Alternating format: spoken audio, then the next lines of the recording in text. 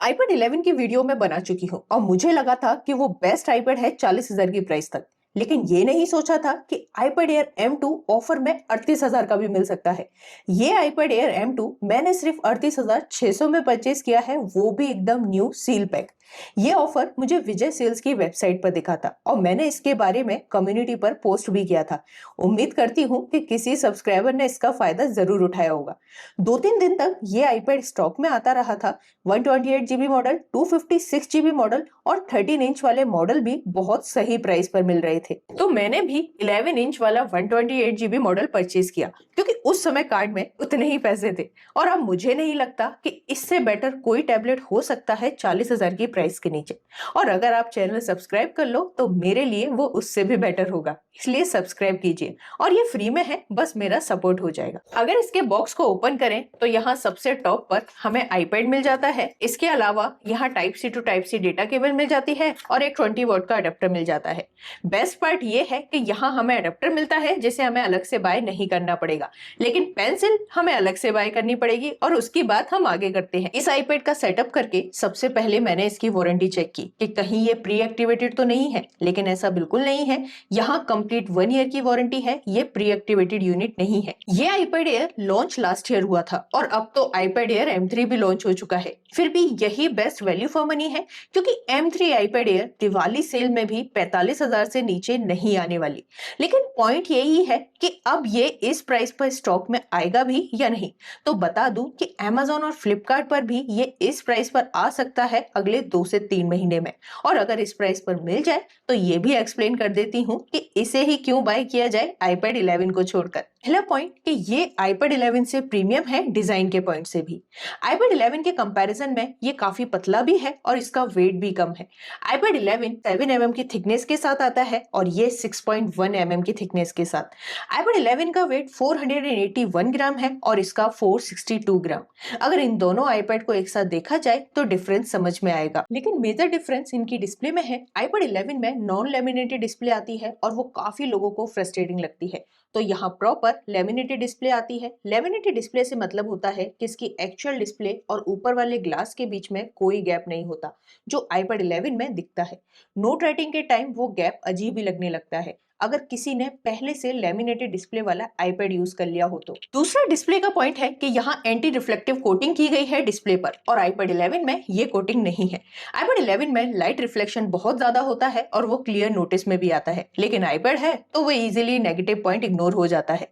लेकिन iPad Air के comparison में वो इग्नोर नहीं कर सकते। और यहाँ एक और डिफरेंस है कलर प्रोफाइल का। iPad 11 में sRGB कलर प्रोफाइल है और यहाँ iPad Air में P3 कलर, जो कि कंटेंट कंजम्पशन या फिर फोटो एडिट के लिए बहुत मैटर करता है। तो अकेला डिस्प्ले का ही डिफरेंस एक्स्ट्रा 5 से 6,000 को जस्टिफाई कर देता है। सबसे बड़ा पार्ट है परफॉर्मेंस का, जो कि इतना अच्छा एंड डिपेंडेबल है कि 5 से 6 साल तक कोई टेंशन नहीं।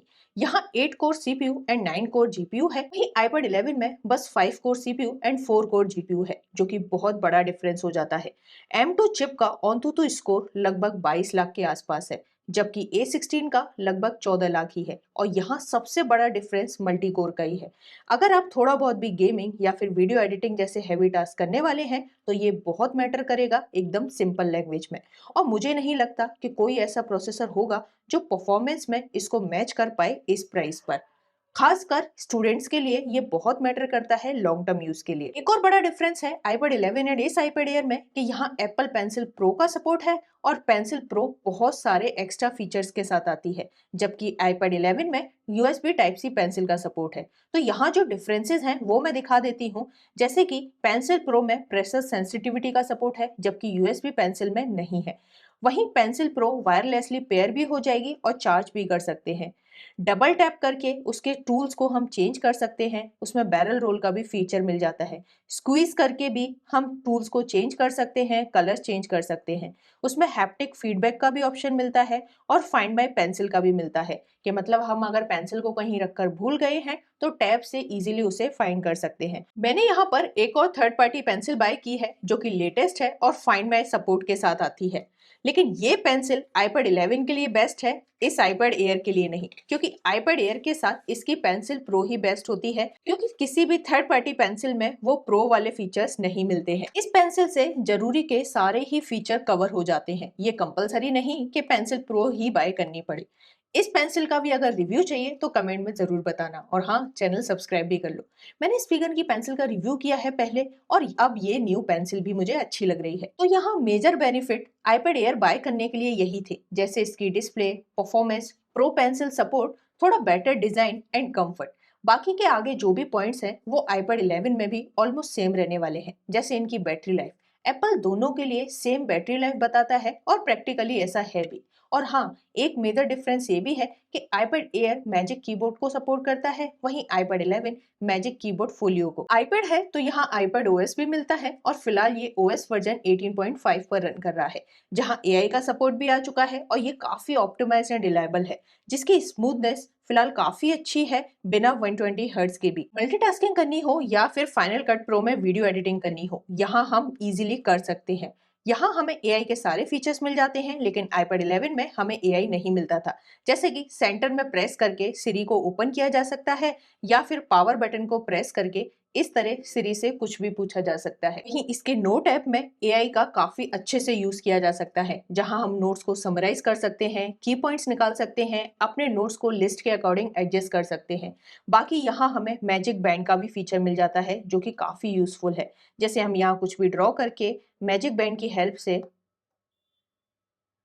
उसे एक न्यू पिक्चर में कन्वर्ट कर सकते हैं। इसके अलावा यहाँ हमें AI में ही प्लेग्राउंड नाम से एक ऐप मिलता है, जिसमें हम किसी भी इमेज के बारे में इससे कुछ भी पूछ सकते हैं, अपने सजेशन भी इसमें ऐड कर सकते हैं। तो इस तरीके के काफी अमेजिंग फीचर यहाँ AI के थ्रू यूज किए जा सकते हैं। बैटरी लाइफ की बात करूँ तो यहाँ अप टू 10 आवर्स का स्क्रीन ऑन टाइम मिल सकता है वीडियोस और ब्राउजिंग करने पर। बाकी आपके यूसेज पर ज्यादा डिपेंड करेगा, कि अगर आप गेमिंग वगैरह करेंगे तो स्क्रीन ऑन टाइम कम भी हो सकता है।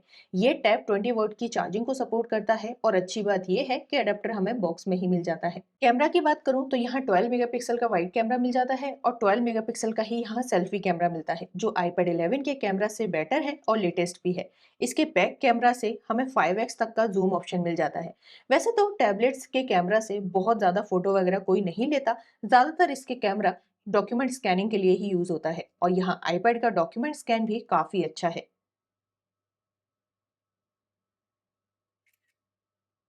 कि फ्रंट कैमरा में 1080p से 30 fps और 1080p से 60 fps तक का ऑप्शन मिल जाता है, और इसकी क्वालिटी भी काफ़ी अच्छी है।